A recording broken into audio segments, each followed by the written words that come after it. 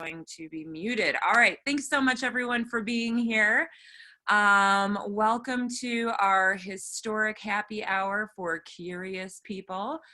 Today we're doing a quick little break from our normal architectural historical programming to present 10 years the inside story of a small business. And I guess it is actually still history because it's going to be the little short history we have here of Chicago Detours. I had some colleagues that kind of encouraged me to present something like this so that whether you are maybe an aspiring business owner yourself, or maybe you work with small business owners, you have friends who are small business owners, it might be interesting for you. At any point in the presentation, if you have questions or comments, please put them into the chat.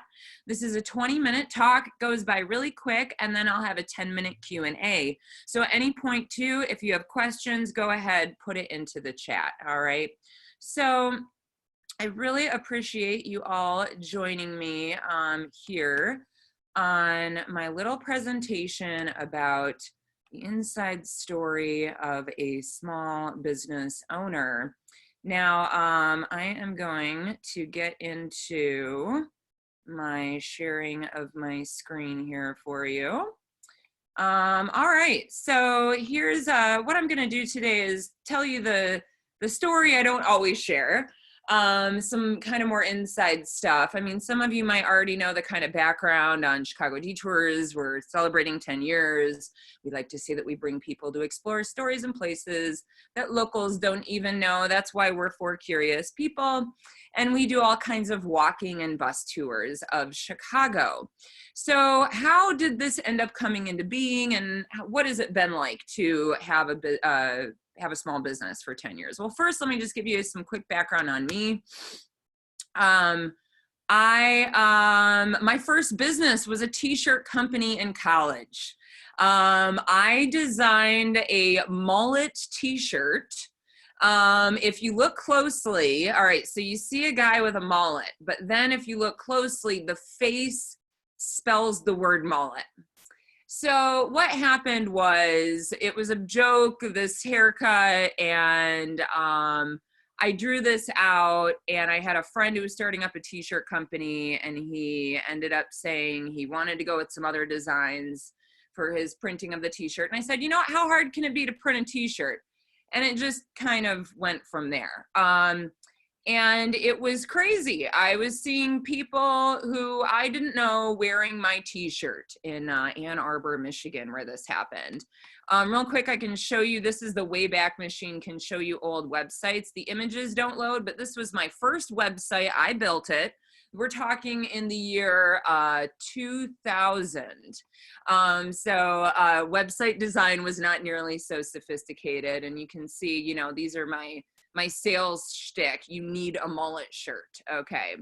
Can you see, did everybody see the website? I hope that transferred. Sometimes I get a little confused.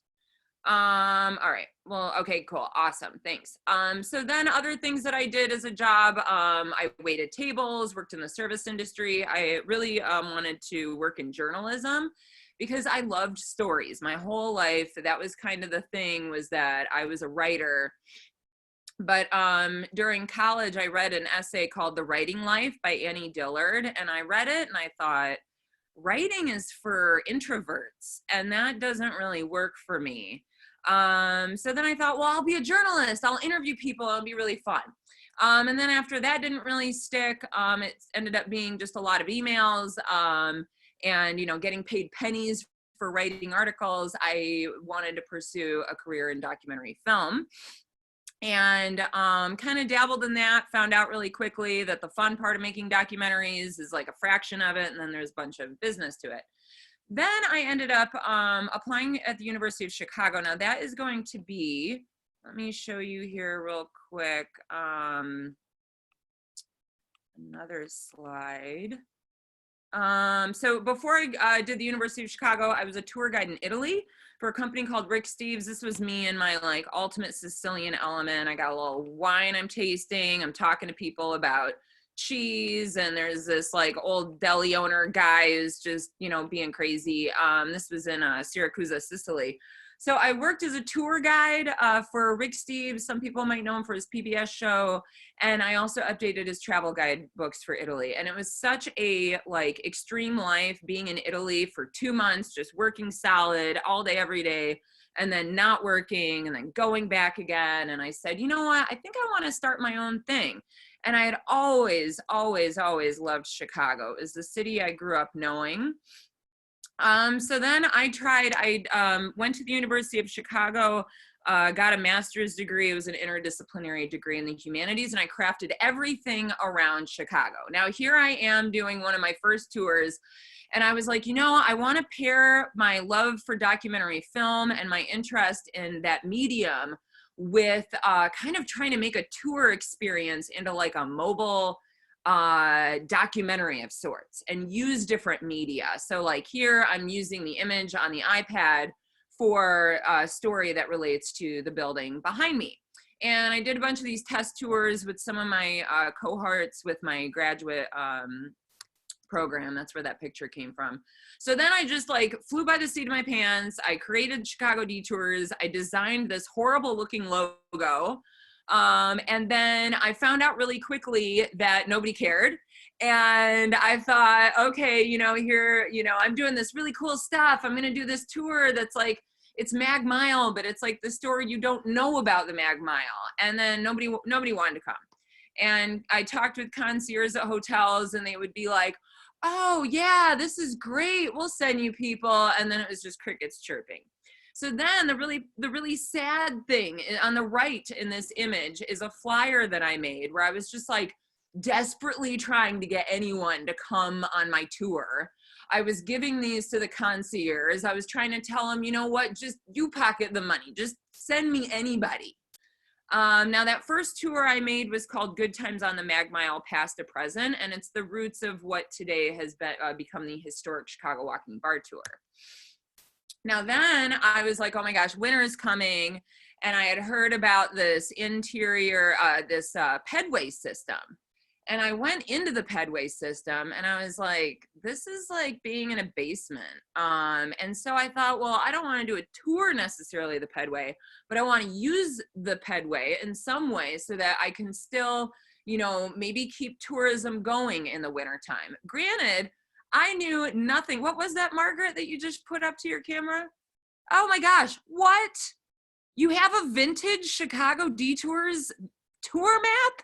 That is so awesome. I mean, that's like vintage. Yes, this is early on. And the crazy thing is that I insisted upon hand drawing the elements on this map. I hand wrote everything. I wanted everything to have this certain aesthetic to it. And I designed this, I went and I mapped out everywhere you can walk inside buildings downtown, and I designed this tour. And then, I mean, still nobody cared. But then, remember, this is going to be when Groupon was cool, and Groupon selected my tour to be their offer for Christmas Day. And I was like, oh, great. All right, Christmas Day. Nobody's on the internet on Christmas Day. This was 2011 or 10. No, 2010. And it was like right at this cusp where people were starting to get on the internet on Christmas Day. It was a new idea to have sales on Christmas Day. And my Groupon deal was like record breaking for Groupon. So then I started flying by the seat of my pants, making this happen. Here's some people on the Loop Interior Architecture Tour. And very quickly I was like, I was throwing things together. And I realized I can't do this by myself. So the woman that you see in the center there holding the iPad is Olga. She was my first employee. She was awesome. And it was during a very crazy time. And she helped me launch this jazz and blues tour. So I felt like, you know, the music history of Chicago is such a key part of the story and of all of Chicago history. And people aren't telling this. So here's the sad part is that I was like, okay, for all the people coming on the Groupon tours, there were so many locals and there were so many people showing so much enthusiasm. And then I was like, oh my gosh, I think I actually have to do this. I have to make this be a legitimate company. And then everyone says, in order to make money, you gotta spend money, right? So then I took out, this image here is an advertisement I took out in Time Out magazine. And I spent like a ton of money on these ads, and it amounted to only other people soliciting me to try to sell me stuff. Basically like, amounted to nothing. And then here we've got where we had a musician actually come on the tour and teach people how to play blues harmonica. We still do this tour today. And then this crazy thing is that for that tour, we went into a hardware store that had relics from when it was an early jazz club. And those relics are still there. This is us in the upstairs where there was the stage and the coat check rooms and everything. And then the wild thing is that we got on the television for this. From the television, the Ace Hardware like manager of regional managers saw it and then complained to the owner about letting us into the store and letting us go upstairs where there was liability. So that was the last time we went up there. Then we got on Windy City Live, which was, I was like, I don't even know. I don't really watch television. Maybe people who are local know who this is. And this was, I was like, oh my gosh, this is it. I'm gonna be on television. Like, I gotta be ready to answer all the phone calls. And there was this guy named Billy Deck who was doing this show, and local people know him. He's kind of a little bit of a cheese ball party guy. And they're talking and presenting my jazz and blues tour, and he has no idea what it is. It's like he didn't even read the paragraph from the description, and he's talking about a blues club on wheels, and then the editor screws up so that while he's talking about the blues club on wheels, there's a video of dogs running around, which was like the next thing they were talking about was a dog show. So it was totally ridiculous. They never even mentioned the name of my company, and nobody cared. So then I got, some more press attention, did some radio talks and everything. It was always fun. It was always interesting. Now then, oh, here we go. In the early years, I got to meet Rahm Emanuel while he was running for office. And I was sharing an office downtown with a legal headhunter, and his brother was a producer at a television channel. I can't remember which one, downtown on State Street. And he was like, hey, you want to go meet the potential new mayor? And I was like, yeah, okay, sure. So we go over there. I have no idea that it's just going to be me and my office mate and his brother and like Rahm Emanuel and his aides, and that's it. And I thought there was going to be like a studio audience or something like this. So there's just us, and the producer asks me, do you have anything you want to, ask the mayor-elect? And I said, well, what are you going to do to promote Chicago tourism? And he totally trashed on my question. He said, what are you talking about? There's tourists everywhere. And I was like, there's no tourists in the winter in Chicago. There's so much more. Everybody's talking about New York and Miami and LA and whatever. There's so much more tourism development that could happen. And he basically ignored my question. And then, of course, once he got into office, threw a ton of money into Chicago tourism and realized that it is a huge economic driver for the city. Obviously, that wasn't from me. But yeah, in that whole exchange, he did not treat my question with respect. Then at this point, I move into an office. This is this crazy ceiling at an office that I had downtown Chicago in 30 East Adams. It was the Bennett Brothers building, total time warp. It was perfect for me. This is in order to make things even financially work in those early years, what I did is I realized that this space was super huge.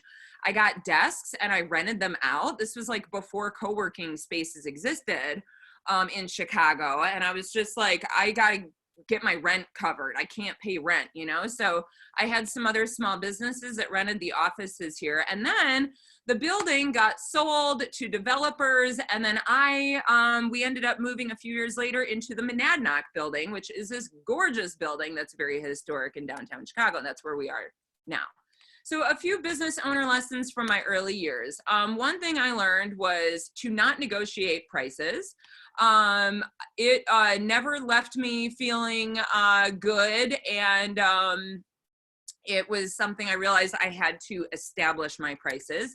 And then I also would have people who would come in and be like, oh, we've got the biggest convention in Chicago. We want you to do a tour for us for free.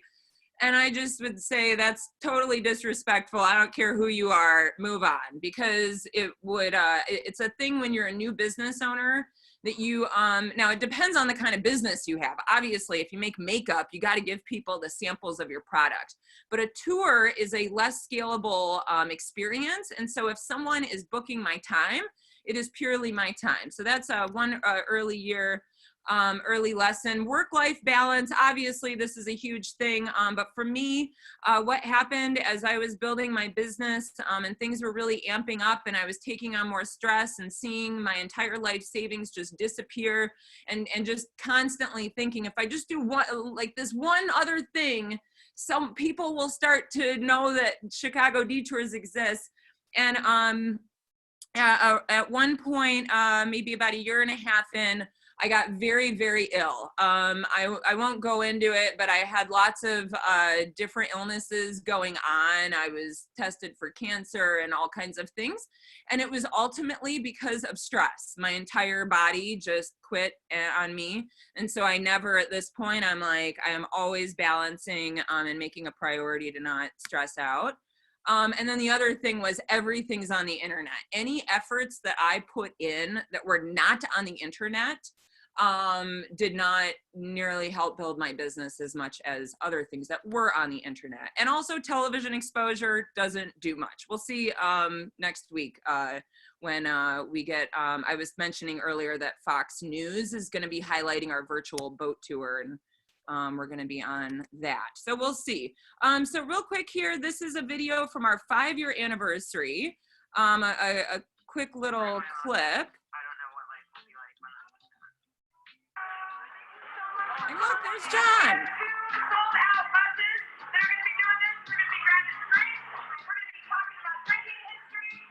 So we did like a big party for our 5th year anniversary. It was super fun. It's totally surreal to me that we're already at 10.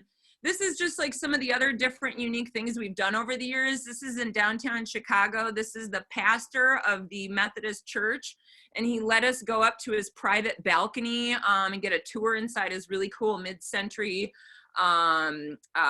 apartment up there. We also created an entire pedway map that is a way that we drive a ton of people to our website because that content is something people want. We've created like visual scavenger hunt in Logan Square.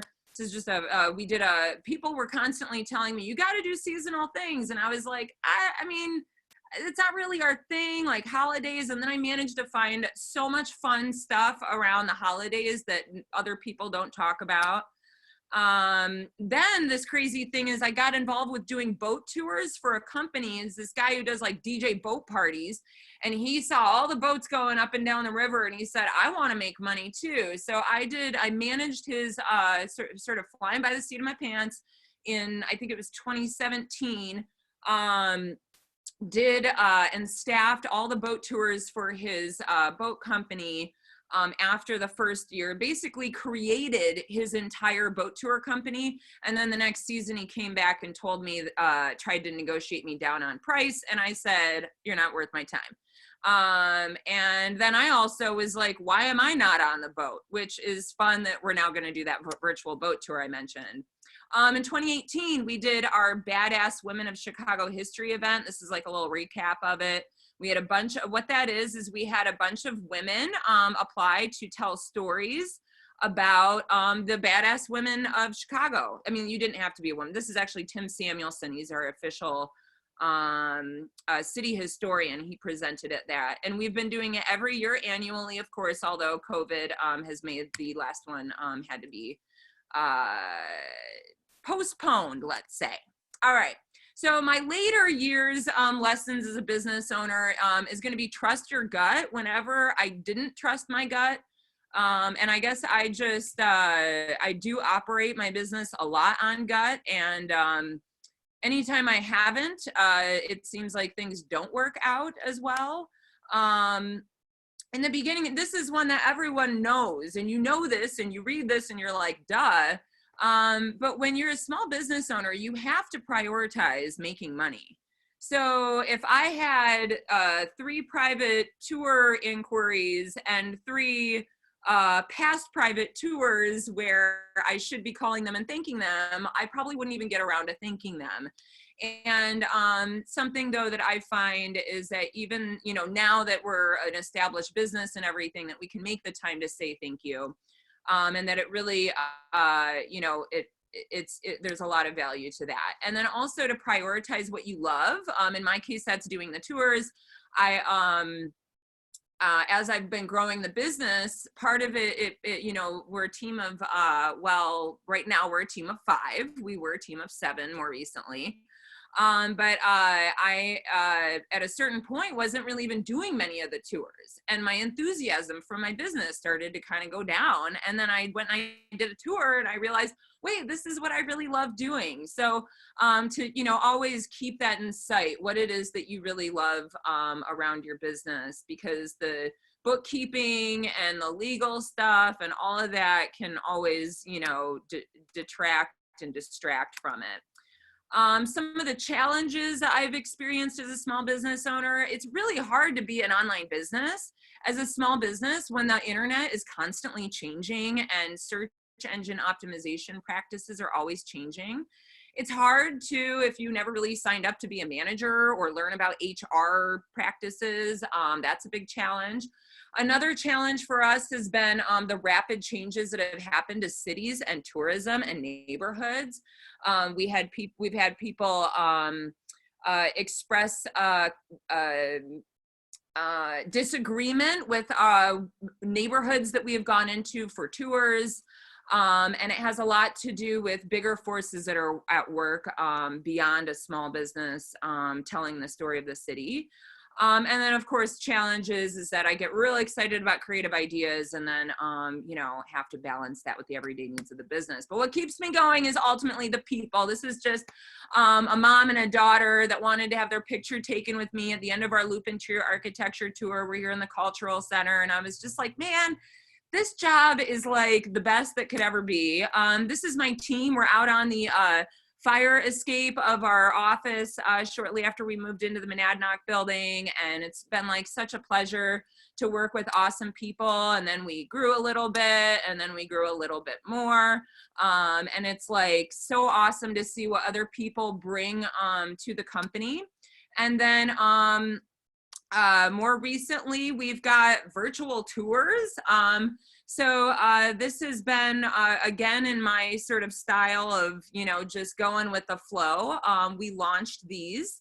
Let me share them with you here really quickly. The kinds of things that we're doing. I mean, this was like, you know, nobody knew what was happening a couple months ago.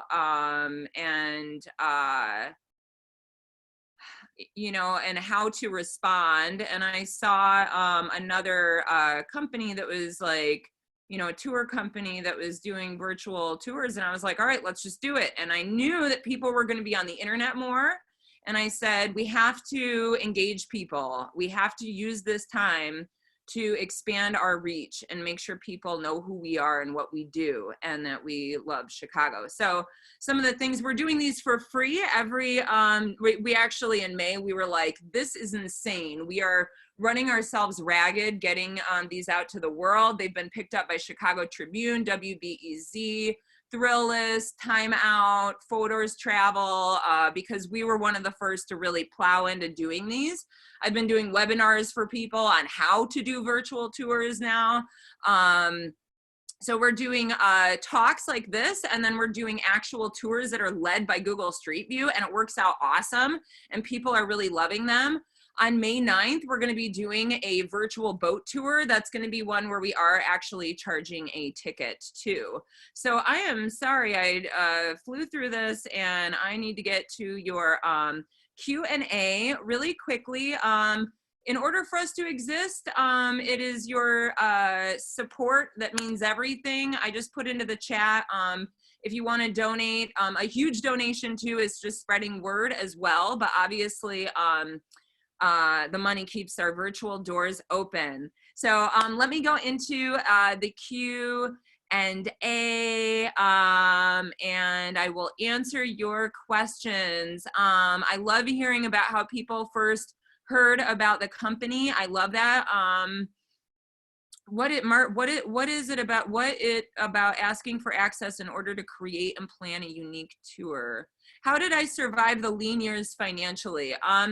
So I've just always been very careful about how I spend my money. And, you know, like, for example, making our rent covered by other people renting out those desks.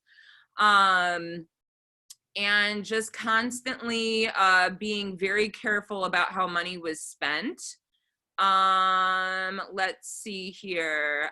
Were my tours switched to indoors because of the winter weather? Yeah, I mean, my idea was everybody's doing the boat tour in the summer, and what about in the winter? There's still so much more to explore. Oh, thank you for the kind words on the Pedway map.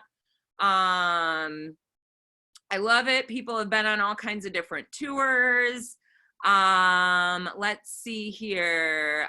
John, thank you for giving us your background. Yes, you came on the Logan Square and Avondale tour. I love that. Do any neighborhoods have people you tap into to get into the different? Yes, I mean, I always, I love to, when we do our neighborhood tours, I talk to people. I will, as best I can, make space to I mean, we also use the video on our tours to express different perspectives. And I also like to quote other perspectives too, so that, I mean, I'm ultimately like the journalist.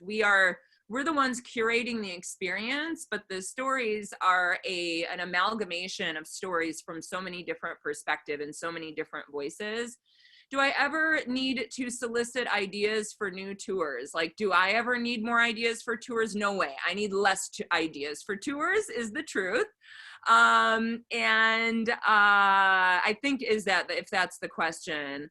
Oh, Stephanie, I didn't even see you here. I'm so happy you were here. Was there a specific tipping point moment that told me to take the leap of faith to start it?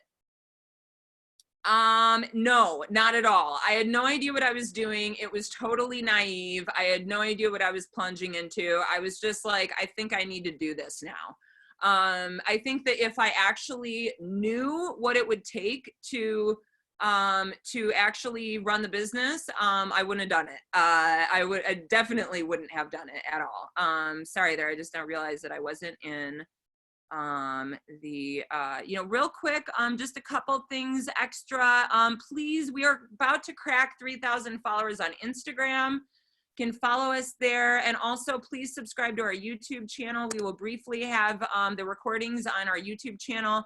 I just put the links to that there, as well as to our other tours. Do I have contact information?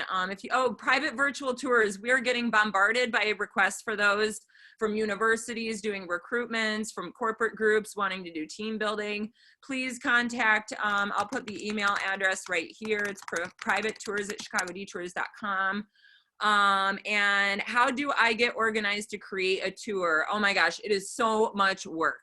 We go through a whole process of like any kind of research where you end up having, you know, researching 30 things and then you end up using like 5 of them. Same with the media that we integrate into the tours. The images will end up, we do a lot of test runs on the tours. We'll, you know, try it out with our friends, try it out with each other.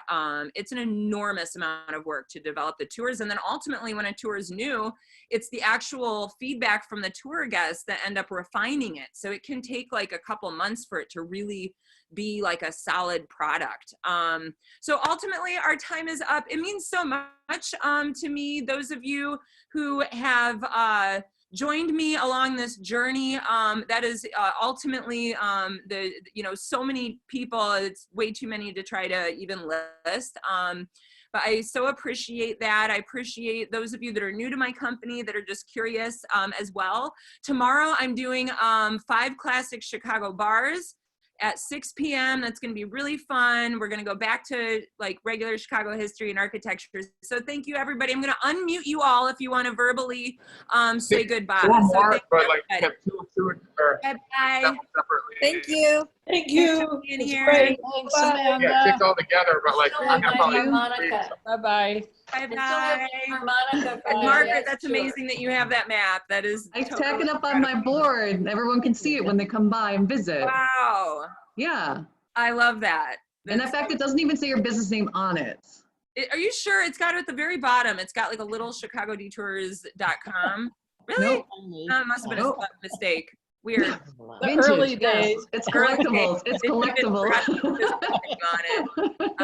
Well, thank you, everyone. Congratulations. Thank you. It was so informative. Here's to 10 more, 20 Yeah, more, thank 30 you, more. Don. I appreciate it. And here's to people exploring Chicago going Yes, forward. I'll keep passing on the word about your great business. No worries. I appreciate it so much. Yep. Take care, everybody. Bye-bye. if I could get some more maybe those yeah, those are nice.